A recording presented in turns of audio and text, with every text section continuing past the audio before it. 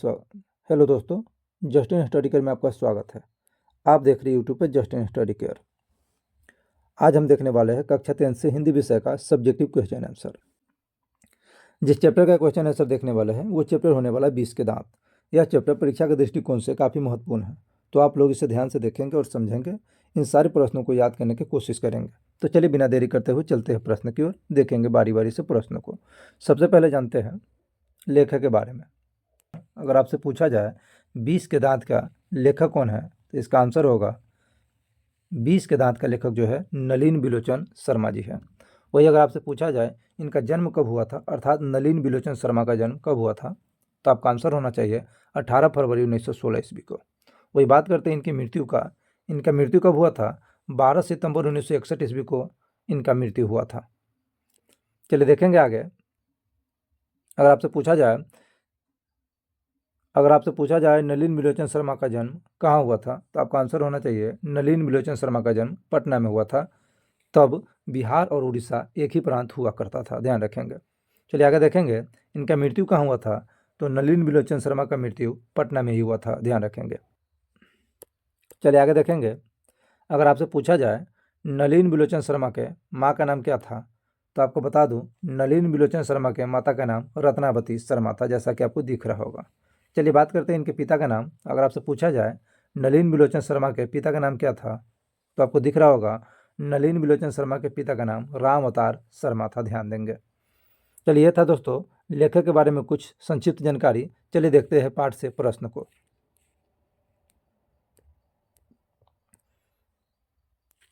चलिए देखते हैं प्रश्नों को। जैसा कि आपको पहला प्रश्न दिख रहा होगा, खोखा किन मामलों में अपवाद था?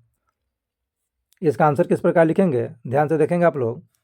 खोखा अपने माता पिता की ढलती उम्र में पैदा हुआ था, इसलिए वह प्रकृति के नियम का अपवाद था। खोखा उनके बुढ़ापे की आंखों का तारा था, इसलिए मिसेज सेन ने उसे काफ़ी छूट दे रखी थी। खोखा जीवन के नियम का जैसे अपवाद था, और इसलिए यह स्वाभाविक था कि वह घर के नियमों का भी अपवाद था। इस प्रकार से इसका आंसर लिखेंगे। आपको बता दूं यह चैप्टर काफ़ी महत्वपूर्ण चैप्टर, ध्यान रखेंगे। परीक्षा के दृष्टिकोण से यह चैप्टर जो है काफ़ी महत्वपूर्ण चैप्टर है। इनमें से एक आध प्रश्न जो है ऐसा है जरूर आएगा, ध्यान रखेंगे आप लोग। चलिए देखते हैं आगे। आगे प्रश्न क्या है, ध्यान देंगे आप लोग। मदन और ड्राइवर के बीच के विवाद द्वारा कहानीकार क्या बताना चाहते हैं? इसका आंसर लिखेंगे मदन और ड्राइवर के बीच विवाद के द्वारा कहानीकार बताना चाहते हैं कि अपने पर किए गए अत्याचार का विरोध करना पाप नहीं है।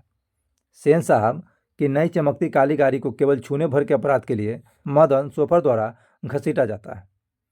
यह गरीब बालक पर अत्याचार है। मदन द्वारा उसका मुकाबला करना अत्याचारियों पर विजय प्राप्त करने का प्रयास है। इस प्रकार से इसका आंसर लिखेंगे।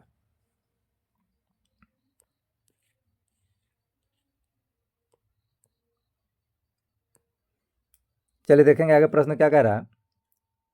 सेन साहब की कितनी बेटियां हैं, उनका नाम लिखेंगे। सेन साहब के 5 बेटियां हैं, उनका नाम रजनी, आलो, शेफाली, सीमा और आरती है, ध्यान रखिएगा।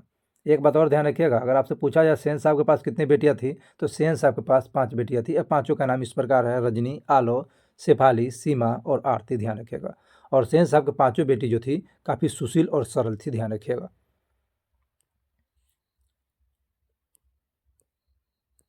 चलिए आगे देखेंगे। आगे क्या कह रहा है बच्चों, ध्यान देंगे। सेन दंपति खोखा में कैसी संभावनाएं देखते थे और उन संभावनाओं के लिए उन्होंने उसकी कैसी शिक्षा तय की थी? लिखेंगे इसका आंसर इस प्रकार लिखेंगे।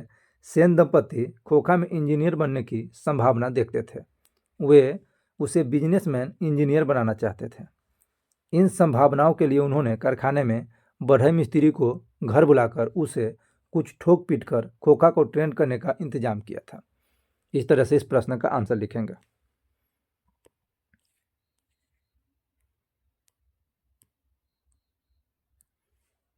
चलिए आगे देखेंगे बच्चों क्या कह रहा है। रोज रोज अपने बेटे मदन की पिटाई करने वाला गिरधर मदन द्वारा कासू की पिटाई करने पर उसे दंडित करने की बजाय अपनी छाती से क्यों लगा लेता है?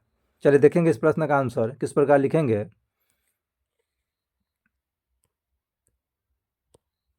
लिखेंगे। रोज रोज अपने बेटे की पिटाई करने वाला गिरधर मदन द्वारा कासू की पिटाई करने पर दंडित करने के बजाय छाती से लगा लेता है। क्योंकि सत्य को तो वह भी जानता था, फिर भी अपने बेटे का पिटाई कई बार कर चुका था। उसे सदैव मदन की वजह से अपनी नौकरी जाने का डर लगा रहता था। लेकिन इस बार जब उसके बेटे ने अपने बार बार के अपमान का बदला खुद ही ले लिया तो उसे अपने बेटे पर गर्व हुआ। इसलिए उसे अपने बेटे पर प्यार आया और दंडित करने के बजाय छाती से लगा लेता है, क्योंकि उसे नौकरी से निकाला जा चुका था। अब उसे नौकरी जाने का डर नहीं था। इस प्रकार से इसका आंसर लिखेंगे। चलिए आगे देखेंगे बच्चों, क्या कह रहा प्रश्न। आपकी दृष्टि में 20 के दांत शीर्षक कहानी का नायक कौन है? लिखेंगे इसका आंसर। मेरी दृष्टि में कहानी का नायक मदन है, क्योंकि इस कहानी के द्वारा लेखक अहंकार रूपी बुराई को दिखाते हैं। बुराई का अंत करने वाला ही तो नायक होता है। कहानी का अंत मदन के द्वारा कासू के दांत तोड़ने से हुआ है, जो मदन में छुपे एक नायक को दर्शाता है। इस प्रकार से हम कह सकते हैं 20 के दांत शीर्षक पाठ में अगर नायक कोई है तो वो है मदन। ध्यान रखेंगे, क्योंकि मदन बुराई के खिलाफ इसमें लड़ रहा है और बुराई का अंत भी करता है, जो कि खोखा के दांत तोड़ के करता है।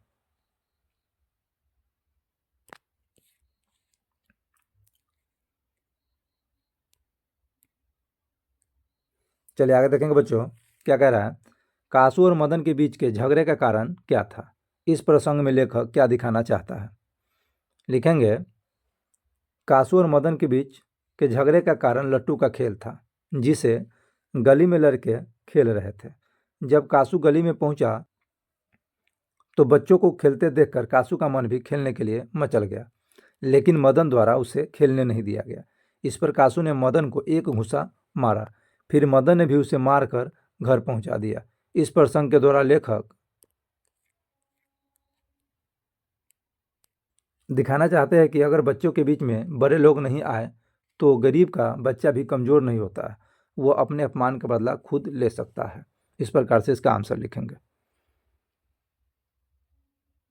हाँ तो बच्चों बता दूं, ये जो चैप्टर मैंने आपको कराया 20 के दांत, ध्यान रखिएगा यह चैप्टर परीक्षा के दृष्टिकोण से काफ़ी महत्वपूर्ण है। इस चैप्टर में से एक या दो प्रश्न अवश्य आएगा, एक या दो प्रश्न अवश्य पूछे जाएंगे, ध्यान रखिएगा।